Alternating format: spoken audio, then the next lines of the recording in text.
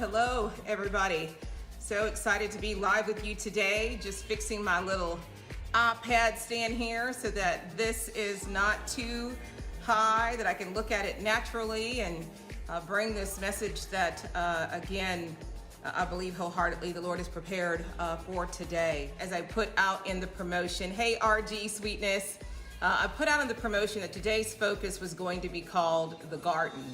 And I am really excited that the Lord brought that title because even though I kind of knew what I was going to bring today, I didn't know how to center it or what to make reference to.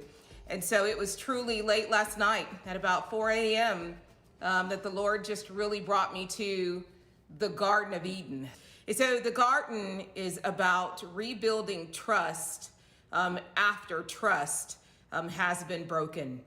And so this is truly a story where we can take a look at Adam and Eve, in the garden and truly use them as a point of reference when it comes to broken trust and broken foundation. A couple of things that I have here is Eve was the one that broke trust by giving in to the enemy after the Lord had specifically said, do not eat of this tree of life, do not eat of its fruit, which was a fruit of knowledge of good and evil. Okay, this is so important. It was a fruit that when you bit into it, it would not only give you the knowledge that to me you already had because you were in a place of peace with God, but it would now allow the knowledge of sin to enter. Eve chose to break her bond with Adam to even follow the enemy. There was a true connection that Adam and Eve had. There was a true purpose. They were one. They were given to each other by God. They were being provided for and favored by God. And when she chose to break that trust, that bond, she broke a bond even with Adam, because they were both told together as one that this is what you should not do. This is what will break a bond. This is what will be something that could cause sin in. But she chose to do it. Now, I'm not going to get into the story of a woman being weak and all of that. We're going to keep this just to the story so that the message that God wants me to bring today gets brought, and that message can really be felt and heard. And so with that, she chose to break a bond with Adam, her mate, that God had given her to, that she was even a part of. But she also, in that moment, that she bit that fruit and chose to allow herself to be wooed by the enemy, she broke a bond with God. See, this right here is one of the key components that I really want to make sure I expand on for about a minute or two. Because when we are joined together as one, when we choose to walk in alignment and be committed to each other, I think even when it comes to going from dating and now being committed to each other, that is not just a commitment that we're making to each other. We're making that commitment to be exclusive before God. That to me is a statement to God that, Lord, we have found each other. We believe that you've brought us together, and we are together, and we are now going to commit to each other to walk this walk in honor of you so that you can, Lord, fulfill your purpose, if this is your purpose, to bring us together as one in holy matrimony, in a covenant with you. So when she bit that apple, she not only broke the bond with Adam, her mate, she broke it with the Lord. What God had given to them, she chose to not be a good steward over it. Here God had given them favor. Here God had given them peace. Here God had given them everything that they needed, even be rulers over it, to even be the head of it. And by her choosing to bite the apple, that means that she chose to no longer be a good steward over what the Lord had given her okay, given them as a true gift, a blessing.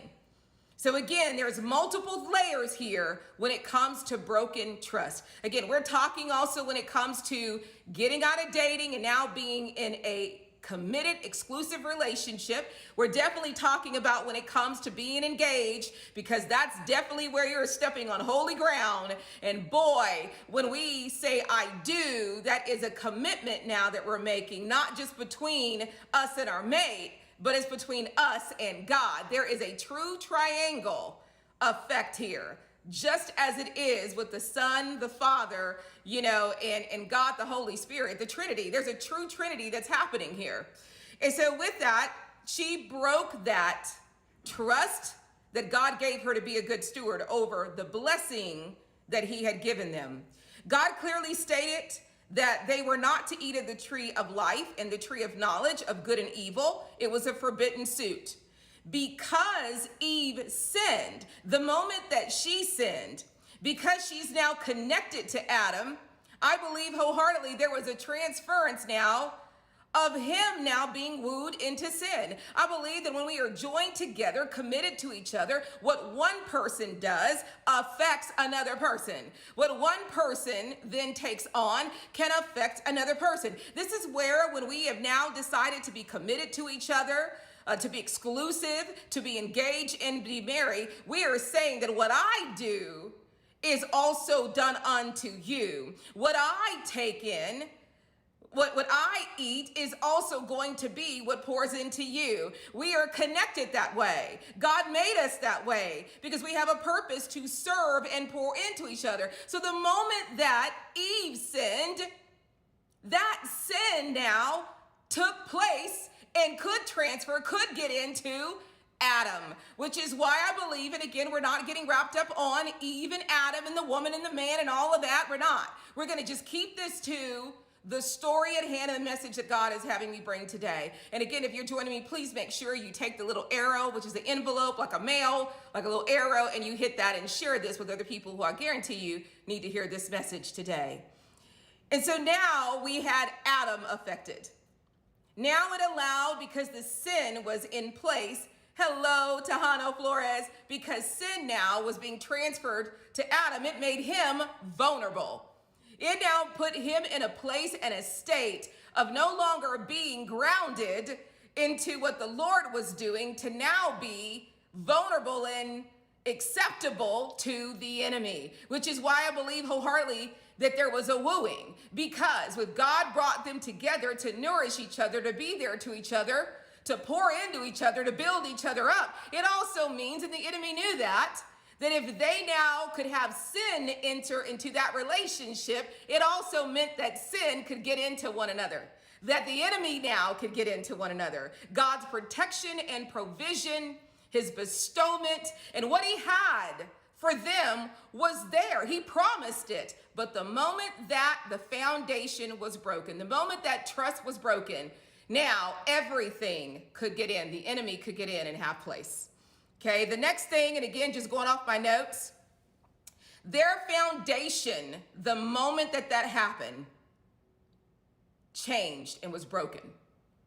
Matter of fact, it could no longer be repaired. It's like the scripture of the old wineskin. Once it's old, once it's tarnished, if you try to pour wine in it, it's going to be sour wine. And then I'm going to get deep, and I'm going to repeat this again later, but I got to go here now because I'm feeling it. And obviously there was a need for a new wineskin and a need for a foundation. The foundation cracked so much that even God said, look, the only way I can repair this is if I send another Adam. Because now you've allowed sin to not only get into this relationship, let me tell you, Adam and Eve, you're going to allow that sin now to affect everything that you touch. Everything that you do, everything that you see, the relationship. See, you don't know that. But that's exactly what the enemy knows. And that's why the enemy wanted to get into what I created, what I ordained, what I purposed for my will, and what I was protecting. And the only way that the enemy could get in and have havoc was when the foundation of trust and when sin got in. Okay, the other thing that changed about their relationship, they were naked before. They were open to each other. They received each other. They saw each other in the eyes of which God saw each other. They were the only thing that they saw. They were the thing that was the all be all, because there was a true connection with them, but it was encompassed, it was connected to the source of God. And so it allowed them to truly see each other the way they were, to receive each other, to get to a place of true acceptance, a place of comfort, a place of where they truly felt, and I'm going to go a little Whitney Houston, they could, exhale. They could really let it go. They could take a breath. They could then put their arms down and believe wholeheartedly that I am one with you and you are one with me. I can trust you because you can trust me because we are one. And so there was a discardment that took place. There was instead of being singular, their arms were wide open to receive each other as God intended, but it also meant that when they were comfortable with each other, when they were able to see life together, see a future together, knew that no matter what happened, they had each other, everything God meant that, look, all we need is the three of us. I am here for you, Eve, I am here for you, Adam. And then together we are connected and married together. This is all I need. I'm going to provide. I'm going to give to you. There's nothing else that's needed. That when now the nakedness no longer became a comfort, now all of a sudden you saw them clothing themselves. You saw them now putting things on to cover up. You saw them now protecting themselves. You saw them now pulling away who they were, little pieces, and only giving what could be trusted, what could be protected, which meant that now, because there were things that were no longer trusted, they couldn't give all of their all to that person. So now there was a covering up, which meant that now that there was a covering up, there was a separation. There was a divide. Now, I would have loved the Bible to have been like a good soap opera and would have told us what all happened and went down after that happened. What was the conversation of, now Adam with Eve, like, man, you got us in trouble and look at what happened to me. I would have loved to have known, but the Bible doesn't go into that. But we can assume that if now that nakedness was now an issue and now they had to cover up, that now there was a discord and a disconnection. That when that trust was broken, there was a disconnection that now took place. Had to, because the enemy now was able to get in the middle of them. Okay, the other thing is that they only had joy of the Lord when they were together and led by him. That joy now, that blissfulness was now gone because now there was new information called sin that was entering their thoughts. It's almost kind of like that wedding bliss when you're in awe with your mate, when you're in awe with your dating. Things are good, and even when y'all have issues and problems, man, it's a rocky road, but you can work through it. You can get over it. You can not only forgive, you can let it go. But now that there's a place of sin and intensity and in heaviness, now all of a sudden they have the ability now to conjure negative thoughts, such as anger, such as feelings of resentment, thoughts, and even things that produce new behaviors. How they were before, now all these new thoughts that are coming in their head are now dictating new behaviors, new reactions, how they feel, how they react with you, how they talk with you, because the enemy now has been able to sever that and get in the middle, and now he's able to do his bidding. Again, so much that the Lord had to bring another Adam to restore it. The foundation was cracked in a million pieces. This right here now allows all these things that were the replacement of joy and peace from the Lord. The enemy was now able to put things such as feelings of forsakenness, feelings of abandonment, questioning self-worth and value, picking themselves apart, even feelings of shame now were there. For the Lord was the one to be the source of those thoughts. Now the enemy was dictating everything, which is why I believe wholeheartedly that when trust is broken, and I have been through it, I'm a byproduct of it. It is the most hardest thing not to forgive. I believe that we have learned more the ability to forgive. It's to forget the pain of it. Because now we've got all these things we're now exposed to.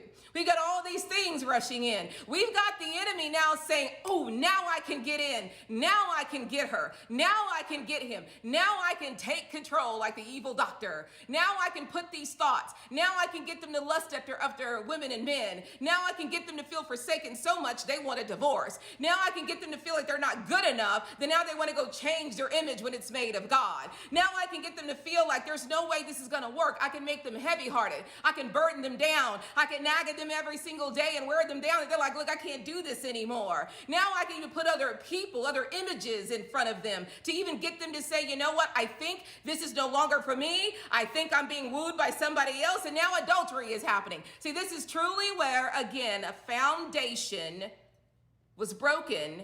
And we can really look at the damage that happens when trust is broken by what happened with Adam and Eve in the Garden of Eden, and how the Lord handled it and what he said and what happened next. That it is a million pieces. Hey, Reed, so glad you've joined. The next thing is that there is consequences. We saw that when that foundation was broken, there was consequences. That God removed Adam and Eve. Woo!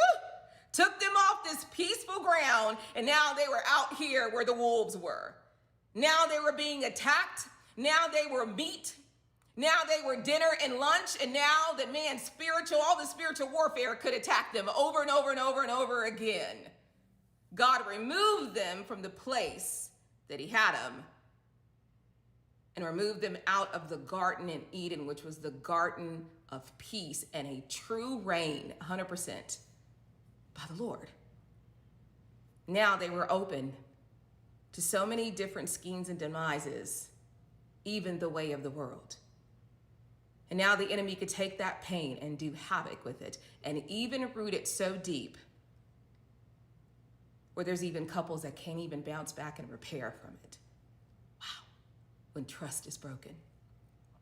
Life changed as they knew it. It changed so much and then rippled in so many causes and effects in their life that it changed the whole course and the dynamic of the DNA of their whole relationship. Even the relationship with other things and other people. Again, I said I was going to repeat this a couple times, so much that God had to send another Adam to re-solidify a Garden of Eden up in heaven that people could go to. And the sacrifice that had to be paid to re-solidify it, woo! The sacrifice of his only son is what had to be sacrificed. That's how big, when trust, when honor is broken in a relationship. So what I want to go to is a couple of things that I'm going to share with you. And I think this is going to really launch a series for us. Because immediately as I was finished with this, I thought, wow, Lord, then if we're going to say this, then we need to make next week is that if you have been broken by a relationship and that relationship didn't survive, how do you restore that foundation to love again, to trust again? We're going to have to talk about that next week. And so these are the things that in my time with the Lord, again, upstairs in that room, you're going to hear about that, something up those stairs, the Holy Spirit's up there. And I'm going to go through these pretty quick. When there is trust that is broken, number one, true total acknowledgement about the broken trust and what led up to that person breaking that trust has to take full acknowledgement, full responsibility, full divulgement. When you tell people, well, I don't know why I did it, I'm going to sit here and tell you, that's not going to allow that person to really be able to feel that level of forgiveness, that level of you really didn't mean to do it and you're sorry that you did, because it will cause them to feel like because you don't know means you don't know the issue, which means you can't work on it, which means you can't give it to God. You can't have him take authority over it, which means the enemy still has it, which means that more than likely it may happen again, which means I need to no longer be naked before you. I need to clothe myself.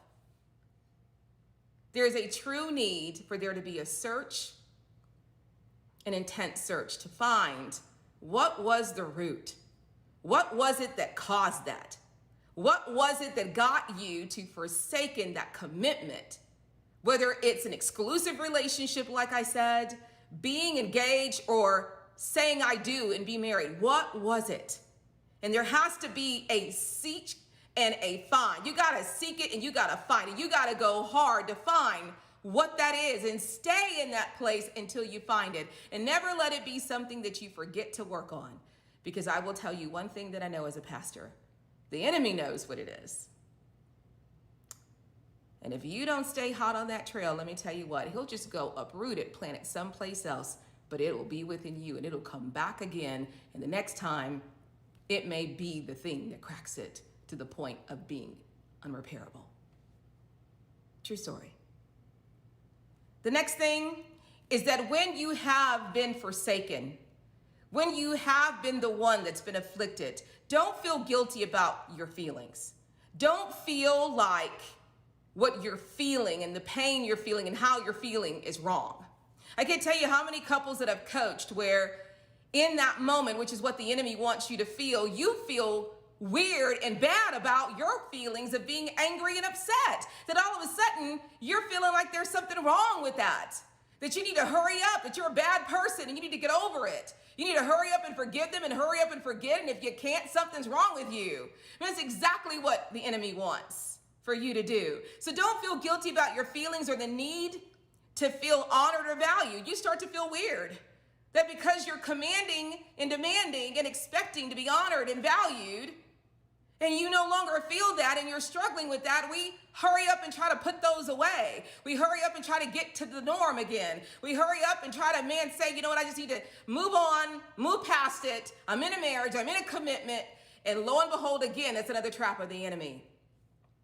Be open about your feelings. Share them with your mate and be completely naked before them, even if it hurts them. Even if it's downright the truth that will break them into pieces. Truth is the only thing that sets us free. Be honest.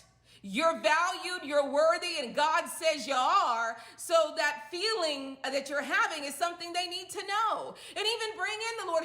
God wouldn't want me to feel this way. God wouldn't have made me, and I'm his, to be dishonored. And to stand in that. Because so many of us are so quick to get over it, so quick to ignore it, that we never ever get to the truth of who we are. And maybe part of the thing that needs to happen, that's happening, is you're finally sharing with that person who you are and that you love yourself and you deserve to be respected. And you may even start to talk about the things you truly need in the relationship. It's amazing how God will use this for his purpose. But do not feel guilty about it. But in those moments of communicating, I am going to say this as a pastor. Honor God and be respectful. But oh my God, stand in God and be direct. Okay, the next thing, you guys, don't take responsibility for what has happened to you. Know that you are important to God and do not allow the enemy to come and persecute you and make you feel that you're not worthy, something's wrong with you, you're not pretty enough, you're not handsome enough. Okay, you're broken. You never can find anybody to love you. That it's because you don't have this. If you just had this, then this wouldn't have happened. Do not allow the enemy to take you through another persecution when our God had his son persecuted and died on a cross for that. Don't allow him to put you into judgment and make you feel like you're bad or something's wrong with you or you're not good enough. He will make you feel like you're not good enough and put you in a place that there's no way, even in the relationship, you feel like you can be in that relationship and that person deserves somebody better, because obviously if this happened, it means that you're not good enough.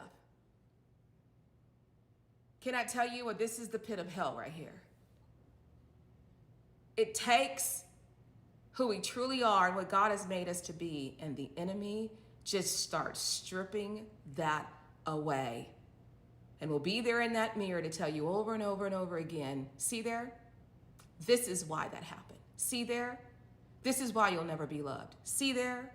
This is why you weren't respected. See there? If you were just that, if they just had that. And let me tell you, when the enemy gets in, he comes like a thunder. He's coming for your thoughts. He's coming for the things you built up, your confidence in yourself. What little or how big? He's coming for that. He knows he can get now both of you, but he wants to make sure to destroy you both. So do not allow the enemy to persecute you. Okay, next, be careful who you talk to during this time. Know that you're vulnerable. Know that now there's been an opening and a severing. So be careful who you talk to, because you may accidentally connect yourself to other people's junk or other people, period, and what their thoughts are, their pain, their past, their situation, which isn't yours. Make sure you're careful who you seek counsel with. Make sure it's someone that truly can separate their life from who you are and who your mate is and what's happened with you. Make sure you have somebody that truly cares about listening to you. Can't tell you how I've had some of my closest friends. I've had that where I go to try to share my heart, but they always revert it back to them. They always make it about them, or they really don't care to listen to you because it's all about them, or they celebrate the fact that you're having issues because now that makes them feel better because they haven't dealt with theirs. And now it makes them feel like, see, everybody has issues. Be careful who you seek counsel from.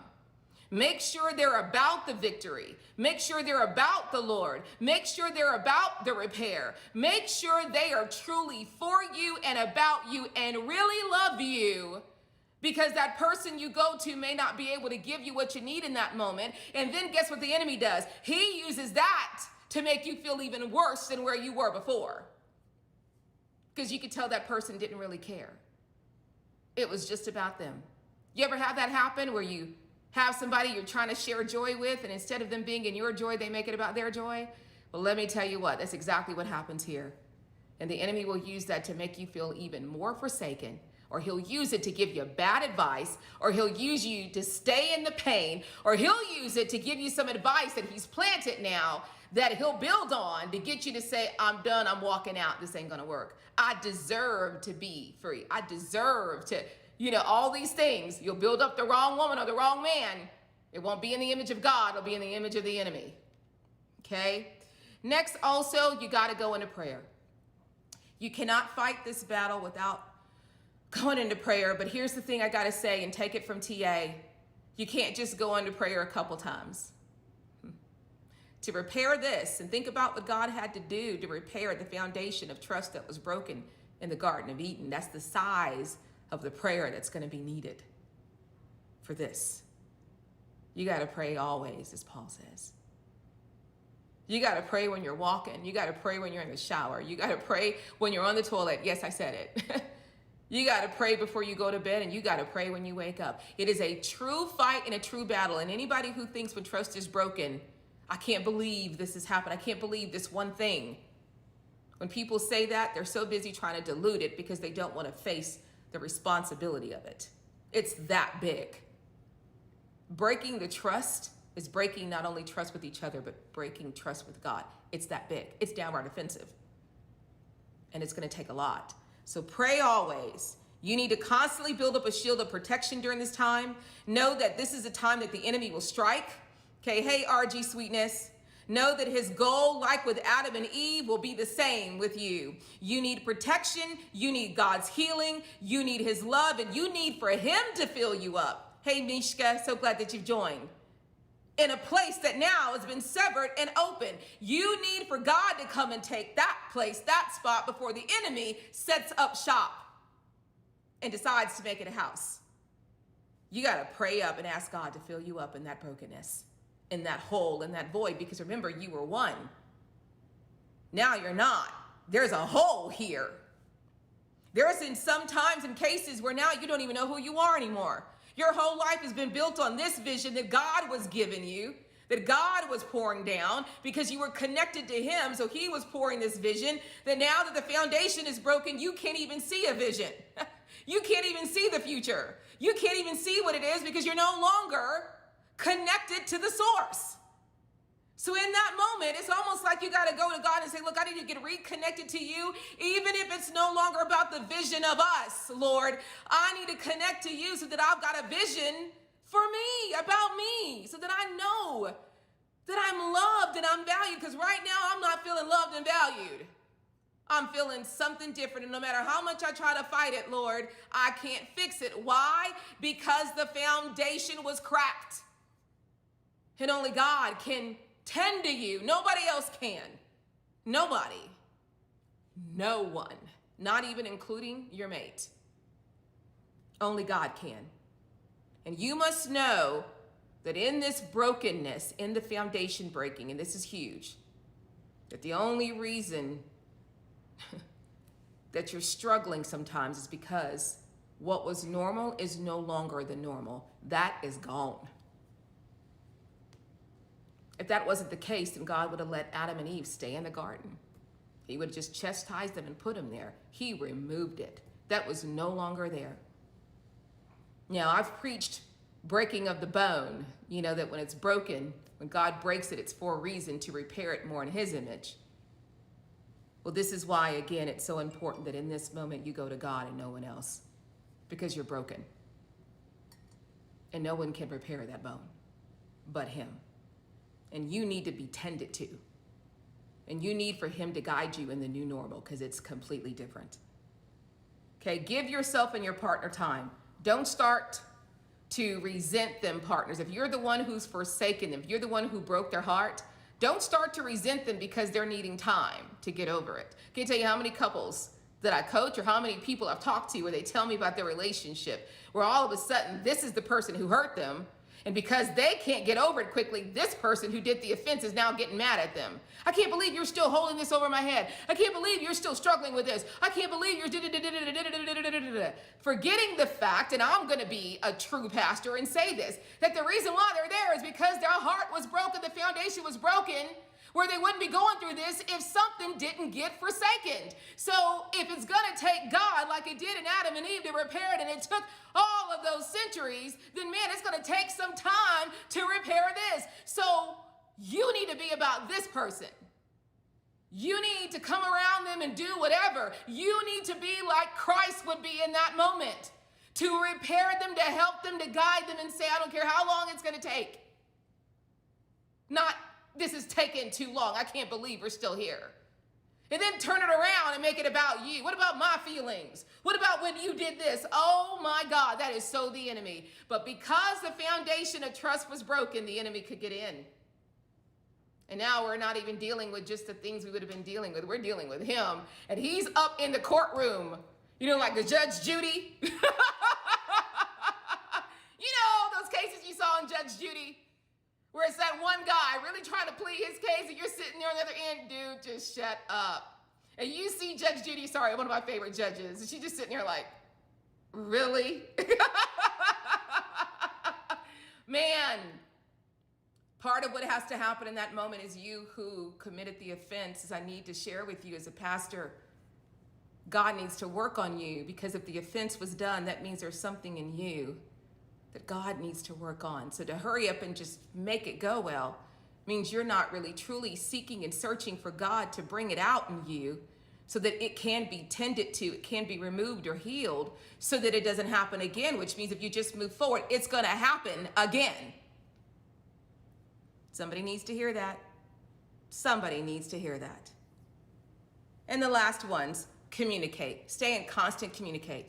Don't let some good days that come about all of a sudden put you in this relaxed state that great, everything is back to normal, everything is fine, and you forget to continue to stay in communication about it. Because when you stay in communication about it, number one, you're pouring out all your pain. You're pouring out all your feelings. You're pouring out all your heart. Hey, James, you're letting that person know how you're feeling. If they love you, They will care about what you feel, not just today, but all the days. They'll want to know your thoughts. They'll want to study you and get to know what makes you think and what makes you hurt and what makes you happy. And by staying in communication, it allows the Lord to stay in connection. When you go and put it away and you don't stay in it, the enemy's like, great, they've been wooed back to thinking everything was okay when it's not okay. If, again, I'm going to say it for the 10th time, if the Lord had to send another Adam to repair what happened in the garden, then it lets you know that when trust is broken, it's gigantic. Stay in constant communication. Don't clam up. Don't get tired. Stay in communication. Continue to talk about it. Make it even something you put on your calendar. Because when you communicate, everything can happen. When you communicate, you hear things you didn't hear the 15th time. You hear it now on the 20th time. When you communicate, you start to hear the Lord. When you communicate, you open yourself up for the Lord to get to work. Communicate, communicate, communicate. Don't go isolate. Don't be quiet. Only way for God to get in is when we communicate. We open our mouth and he's like, oh, I can get in there. And then we can maybe through communication find out what the root really is. Find out what really the problem is. And then through communication, we say, oh my God, that's it. Now you can focus on it. Now you can work on it. Now all of a sudden you hear each other. Versus in moments of heatness, it's just bouncing off. You're just doing whatever you can just to hurry up and try to get the relationship back to normal. You're not really focused on what got here to begin with. Okay? And the last two, stay focused on the future. That's so important. Create a new vision of what life would look like. Don't just say, well, we need to create it. Maybe start talking about it. You know, and I will say this. If you're the person who hurt the other person, don't go to them and say, well, what do you think that life needs to look like? Not a good thing, because you're the one who needs to show them that even in that forsakenness, I really do want a life. Let me tell you some things I was thinking about. This is what I want to do with you. This is what I want us to do. Man, I don't care how stupid and ridiculous it sounds. Dial a brother for some advice. Dial a sister, the right ones for advice. Start painting the picture. Help them see it, not say, what do you think it needs to be? And if you don't know what it is, like I said earlier, stay in supplication and prayer to God until he shows you. Don't come out and don't stop talking about it. Don't go get comfortable. Stay in it. When you tell somebody I'm in the fight with you, then you want them to see you're fighting. Especially when they're the ones who's feeling forsaken. Somebody needs to hear this today. And I'm going to conclude because these are only 30-minute messages on Friday. And last, know that if God had to sin, and I said this over and over, so I'm repeating it for the 20th time, y'all. This should be the message. What you get from it? Man, TA kept repeating this one thing over and over. Amen. Know that if God had to send a new Adam to repair the damage that was caused by Eve and Adam in the garden when trust was broken, in order for us to have a new life with him, a new garden of Eden in heaven, then it means that God's going to have to be the one to do it. And this is where we really have to focus. And let me tell you, it's hard. It's the only thing to hold on to. Hold on to his coattail if you need to. Even if he's walking like that woman, if I could just touch his cloak. That's how it feels when your heart's broken. If I could just touch him and just hang on to him, then hang on to him. Because if God really brought you two together for his purpose, God's going to be the one to make sure it stays together so his purpose is done. It's going to be God. What you've got to do is the work, and God will show up. But if you don't do the work, the enemy reigns, and the enemy will have havoc. So love you guys. Again, every Friday I'm here live on Instagram. This is Love Friday, where we're going to talk about love and relationships, one of the biggest places the enemy does his bidding. Woo! Right here with love and relationships, you guys. Hey, Mishka, so glad that you're here, you guys. Absolutely love you. And do me a favor before you log off. Please hit that little arrow and go share this with just 5 people. Remember that little commercial, 5 friends. Go share with your 5 friends. Or if you know there's 5 people that are going through this right now, let me tell you what, heartbreak is one of the biggest things. We know at least 5 people. Go and share this message with them. And to make sure you join me, you guys, I'm every day now, Monday through Friday. Okay, you can find me either here on Instagram. On Fridays, I'm here at lunchtime, 11:55 Central Standard, 12:55 on the East Coast. I think that is 9:55 on the Pacific Coast. But you can definitely find me on YouTube, and you can find me 100% on Facebook. All you have to type in on any of those formats is Tracy Casey-Arnold. And I will make sure you guys always know what's next and what's up and what's happening. I love you guys. Be blessed, and I'll see you next week.